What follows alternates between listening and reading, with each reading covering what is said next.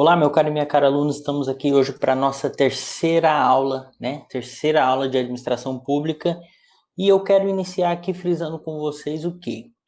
Que a administração pública, ela passou por três modelos, né? Nós estamos passando aí pelo terceiro modelo, que é o modelo patrimonialista, modelo burocrático e depois o modelo gerencial. Então, na aula anterior, nós conversamos sobre o modelo patrimonialista, vocês compreenderam como que funcionou toda aquela questão da monarquia, questão da oligarquia, né? E aí o que que acontece? Hoje a gente vai falar da burocrática, administração burocrática. Então significa o quê, gente? Que nós tivemos três modelos de administração, que é patrimonialista, burocrático e gerencial, porém nós tivemos só duas reformas. Então terão perguntas que vão questionar vocês. Quantas reformas, né, na administração pública já passou? Ela passou por duas e não por três. Então lembre-se, são duas reformas. Por que reforma? Porque quando nós tivemos a patrimonialista, houve uma reforma para a burocrática. Então reformou um modelo da administração pública e a gente foi para a burocrática.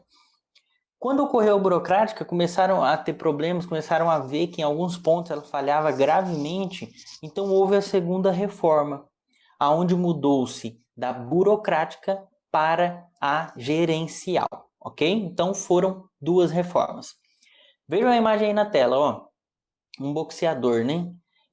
Coloquei até um texto aqui para a gente brincar um pouco. Ele fala assim, ó, cansei da sua oligarquia, do nepotismo, vamos industrializar esse país. Então o que que acontece? Isso daqui é a administração burocrática falando com a patrimonialista e ela nocauteando a patrimonialista. Vejam aí, a patrimonialista fala, ó, eu nunca vou morrer. E essa frase, né, tem muito sentido. Por quê? Porque hoje a gente vê resquícios ainda da administração patrimonialista no nosso país, tá bom? Por isso que eu falo que ela nunca morreu, né? Ela acabou o modelo acabou, mas ainda há resquícios daquela forma de administração, tá bom? Então, gente, o objetivo da administração burocrática era acabar com a administração patrimonialista, diferente do que a gente vai ver lá depois na gerencial. O objetivo da gerencial era aperfeiçoar a burocrática, tá? Mas a burocrática, o objetivo era acabar com a administração patrimonialista, tá? Então vamos aqui para o próximo slide. Gente, a administração burocrática é o capitalismo moderno e Estado liberal. Quando a gente começa a falar aí de Estado liberal, é porque começaram a ocorrer importações e exportações, né? E a gente vê muito esse conteúdo dessa disciplina, ele casando com a disciplina de economia brasileira e também com as disciplinas de economia, né? De economia internacional, tá bom? Porque tudo ocorreu nesse período histórico, essa mudança aí do modelo da administração pública, também toda aquela mudança dos governantes, que nesse caso aí, nesse período, iniciou aí o Getúlio Vargas, e muitas coisas foram alteradas por Getúlio Vargas, tá bom? Então a gente chama aí de Estado liberal. A Revolução de 1930 teve a passagem do Brasil agrário para o Brasil industrial, significa o quê? Que a gente sai daquele Brasil que só estava produzindo itens primários, né? E começa a ter ali um pouco de industrialização. E vejam que lá na Europa, a industrialização aconteceu em 1700, né? 1780 e pouco. E aqui no Brasil, a nossa industrialização ela começa muito tardia, ela começa em 1930 aí, com Getúlio Vargas, tá? Então, tivemos aí uma reforma administrativa que foi promovida por Maurício Nabuco e Luiz Simões Lopes em 1936, processo de racionalização, adoção de concurso público. Então, vamos lá, professor, quando que iniciaram os concursos públicos? Na administração burocrática, tá? Na década ali de 30, mais precisamente em 1936. Isso já era uma forma de utilizar a administração burocrática a favor da administração pública do nosso país e de começar a quebrar, acabar com aqueles costumes da administração patrimonialista. Por quê? Porque na patrimonialista, vocês lembram que existia o quê? Indicação pelo príncipe. Quem o príncipe indicava e falava que iria ter o cargo X ou o cargo Y, essa pessoa simplesmente ela assumia esse cargo, né? Aí entram aí as oligarquias, né, a família real, né? Então, por isso aí que começou a ter concurso público. Para quê? Para dar mais clareza, para começar a se contratar pessoas por qualidade do trabalho, por mérito, né? Não simplesmente por uma indicação do príncipe, tá bom? É importante a gente frisar que em 1938 teve aí a criação do DASP. Isso cai muito em concurso, tá, gente? Sobre o DASP. O DASP é Departamento Administrativo do Setor do Serviço Público. A função dele era o quê? Fornecer elementos para aperfeiçoar, para melhorar a máquina pública, tá? O objetivo era fornecer também uma assessoria técnica ao presidente da República, que nesse período era o governante Getúlio Vargas, e elaborar uma proposta orçamentária para combater o quê? A prática patrimonialista. Então, essas propostas orçamentárias, hoje a gente conhece aí LDA, PPA, LDO e LOA, né? Nesse período ainda não existia PPA, LDO e LOA, mas eles já estavam começando a traçar aí propostas orçamentárias para o nosso país. Então, ali em 1937, acontece aí o Estado Novo, que foi o golpe, né, de Estado contra Getúlio Vargas, quando eles tentam ali tirar Getúlio Vargas do poder, que é o chamado aí o golpe do Estado Novo, tá? É o golpe de Estado, né, de Getúlio Vargas, também conhecido como Estado Novo. Então vamos falar aí um pouquinho mais sobre o DASP. O DASP ele tem uma lei do qual instituiu ele, que é a lei número 579, que fala um pouquinho aí das funções do DASP também, tá? Ele fala aqui, ó, o Estado pormenorizado das repartições, departamentos, estabelecimentos públicos com o fim de determinar do ponto de vista da economia e eficiência as modificações a serem feitas na organização do serviço público, na distribuição de agrupamento, dotação orçamentária, condição e processo de trabalho, relações de uns com os outros e com o público. Então, gente, quando a gente fala em administração patrimonialista, burocrática, uma palavra, uma das palavras aí que é importante vocês gravar é a palavra racionalização. Por quê? Porque a administração ela veio para racionalizar, tá bom? Racionalizar os processos, deixar claro. A burocracia ela vem para racionalizar os processos. A burocracia ela vem para criar mais segurança dos processos. Então veja, por exemplo, o concurso público, ele é um tipo de burocracia. A pessoa tem que fazer uma prova, né, passar por todas aquelas etapas, mostrar que ela tem conhecimento técnico para assumir aquela posição. E isso não deixa de ser uma burocracia, mas uma burocracia boa, tá? Tirem da cabeça de vocês aquela ideia da burocracia que nós temos hoje no século XXI, que é a burocracia contemporânea, cheio de disfunções, tá? Por quê? Porque aqui quando iniciou a burocracia na administração pública, ela veio com um viés muito positivo, ela veio para resolver os problemas que nós tínhamos na administração patrimonialista do príncipe, né? Então ela veio aí para acabar com aqueles problemas. Então, naquele período, gente, foi algo muito bom para o nosso país. E lembrando que isso veio para o Brasil não foi ao léu, ao acaso, tá? Todos esses modelos de administração pública que nós vemos, eles sempre originam primeiro de algum outro local. Geralmente eles vêm da Europa. Só que a Europa, ela sempre faz primeiro, né? Faz, muda, e às vezes o Brasil demora um pouco aí para pegar esse timing aí da troca das gestões ou da adesão, né, de algo que seja melhor para o país, tá bom? Então, o DASP ele também tinha o quê? Que ia organizar, de acordo com as instituições do presidente, a proposta orçamentária para a Câmara dos Deputados. Hein? Quando a gente fala em proposta orçamentária, lembre-se, é como se fosse o PPA, LOA e LDO que nós temos hoje, tá? Fiscalizar por delegação do presidente a conformidade de suas instruções e execução orçamentária. Selecionar os candidatos aos cargos públicos federais, excetuados os das secretarias da Câmara dos Deputados e do Conselho Federal, e os do magistério e da magistratura. Então, nesse período aí, a gente começou a ter a divisão dos três poderes. É aí que a gente começou a ver a divisão dos três poderes, que é o quê? O legislativo, o judiciário e o executivo, tá bom? Então, nesse período aí, a gente começa já a ficar um pouco mais claro aí essa divisão.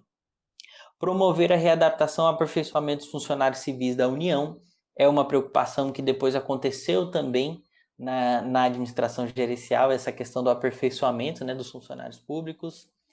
Estudar e fixar os padrões de especificação do material para uso nas OS de serviço público. Auxiliar o presidente nos exames de projetos de lei. Inspecionar os serviços públicos e apresentar anualmente ao presidente o relatório dos trabalhos realizados em andamento. Gente, só que o que acontece? Todo esse objetivo aí que o DASP tentou implantar, tentou fazer, falhou, tá? O DASP, ele falhou. Ele não conseguiu aplicar em sua magnitude total tudo isso que estava previsto para os objetivos do DASP. Então, foi aí a primeira falha que nós temos. Vocês vão ver que várias vezes no país, na administração pública, tenta-se implantar algo e falha. Tenta-se implantar algo e falha. Ou então, quando tenta-se implantar algo, propõe uma ideia muito boa, mas ela não é aplicada em sua totalidade, tá bom? Então, nós temos aí Max Weber. Vocês viram aí muito Max Weber nas disciplinas de TGA, né, Teoria Geral de Administração. E Max Weber não só nas empresas privadas, como também na administração pública, e com um viés bem mais forte dentro da administração pública, ele trouxe aí essa teoria da burocracia, do qual ela tem muitas vantagens nesse período na nossa administração. Por quê? Porque esse controle ele começa a acabar com tudo aquilo que era ruim na administração patrimonialista, né? Não existia, por exemplo, na administração patrimonialista, a diferença entre o que era do príncipe, né, e o que era da União, o que era do Estado. Então, aqui na administração burocrática, a gente começa a sentir essa diferença. Que o quê? O que é do Estado não é do príncipe. Ou seja, aqui não era príncipe, né? Aqui o que era do Estado não era do governante. E o Max Weber ele vem aí, né, com essa teoria dele da burocracia, que ajudou muito a administração pública nesse período. Foi uma boa saída, mas depois também, logo em seguida, começaram a ver que começou a ocorrer também um excesso de burocracia dentro da área pública.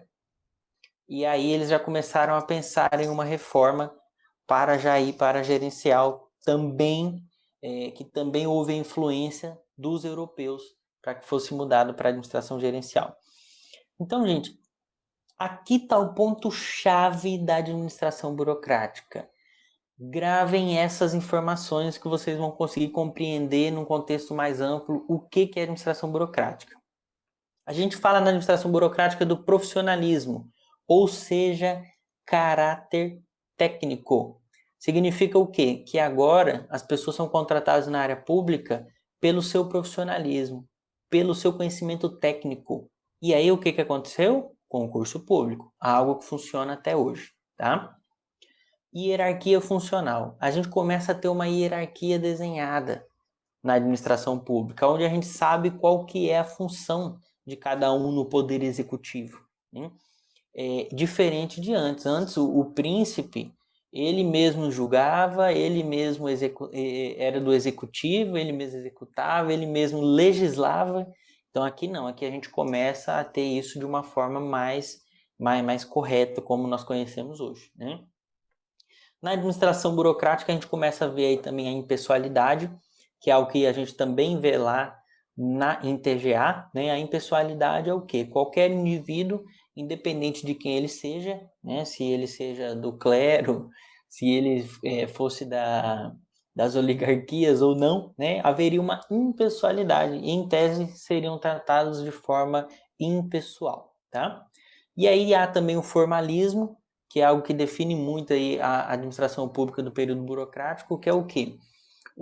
O formalismo por documentos, por tipos de solicitação, né? Algo que a gente vê muito hoje é algo que depois até se tornou ruim para a administração pública, porque aí houve um excesso de formalismo dentro da administração pública, né? Aí a gente entra já naquela disfunção da burocracia.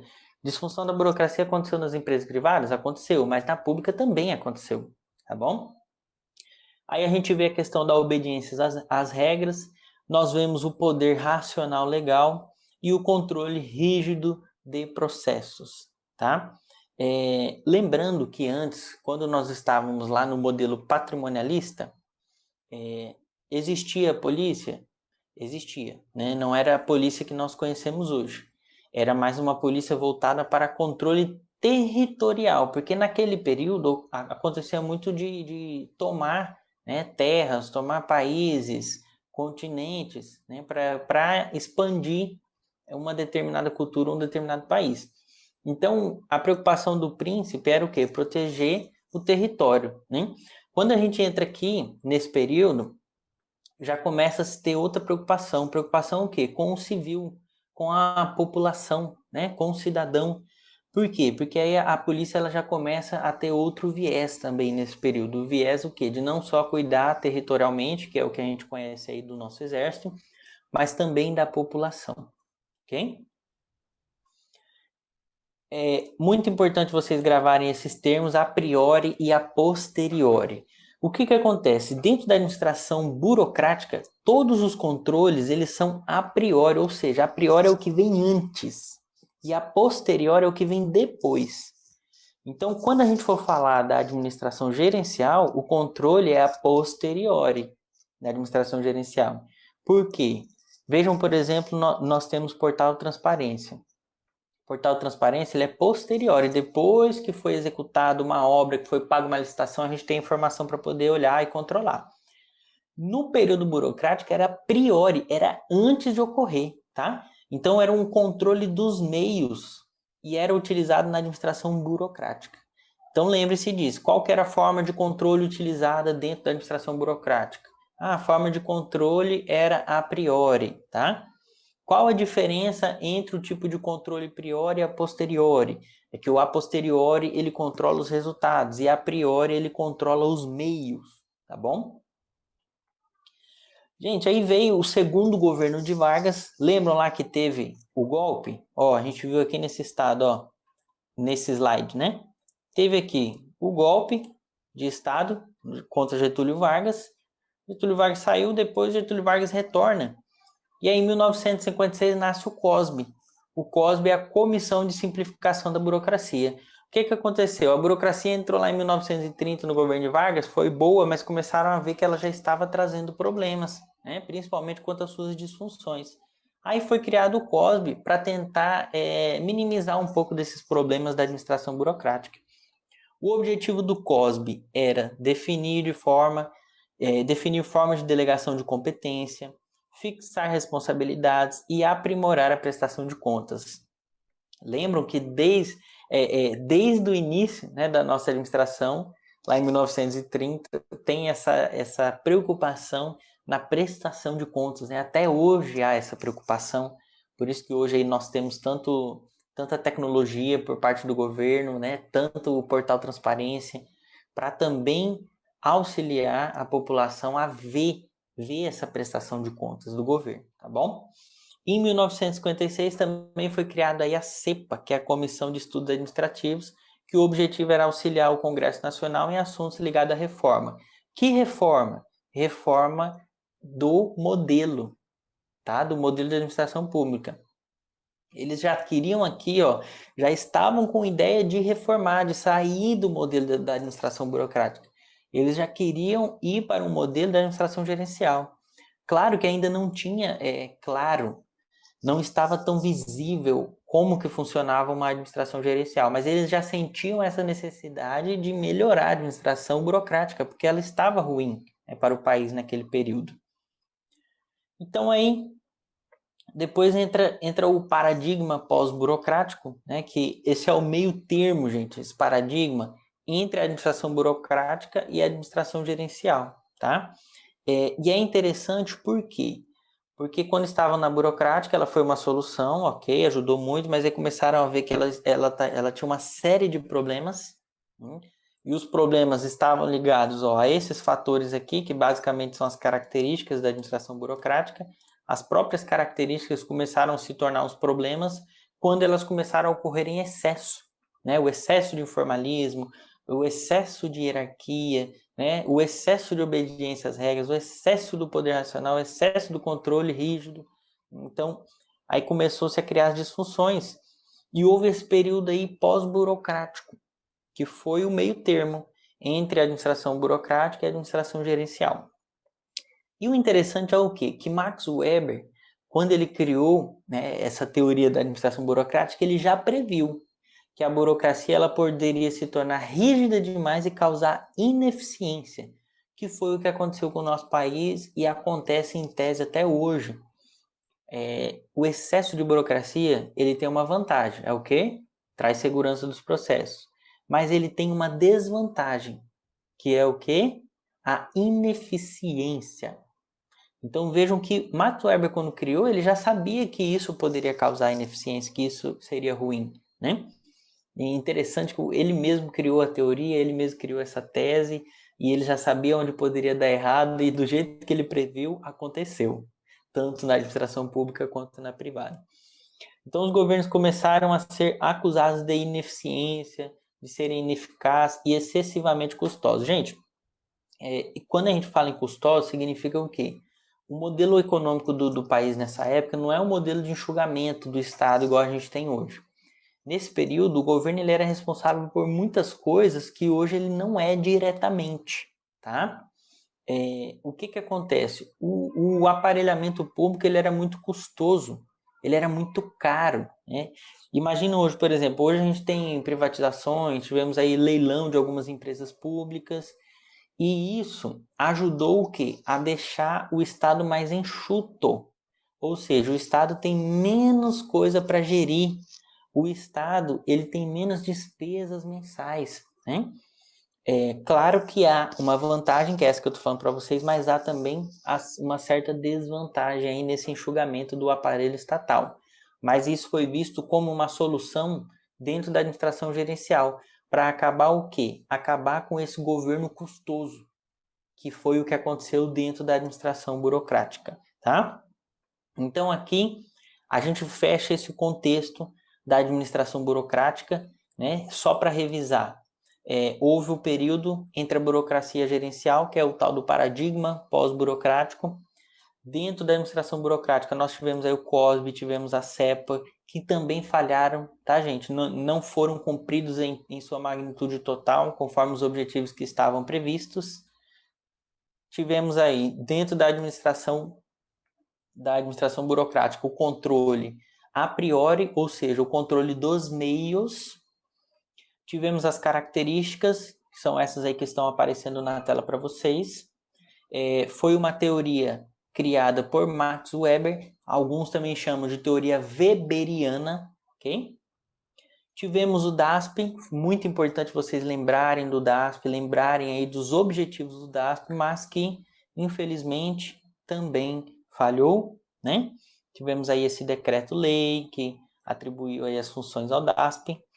E a administração burocrática ocorreu a partir de 1930, quando tivemos aí também o governo de Getúlio Vargas assumindo o nosso país, ok? Lembrando que a administração burocrática ela veio para extirpar, ela veio para acabar com a administração patrimonialista. Ok? Lembre-se disso. Então, muito obrigado por estarem aqui na aula e vamos se encontrar aí na próxima aula. Valeu, pessoal. Tchau, tchau.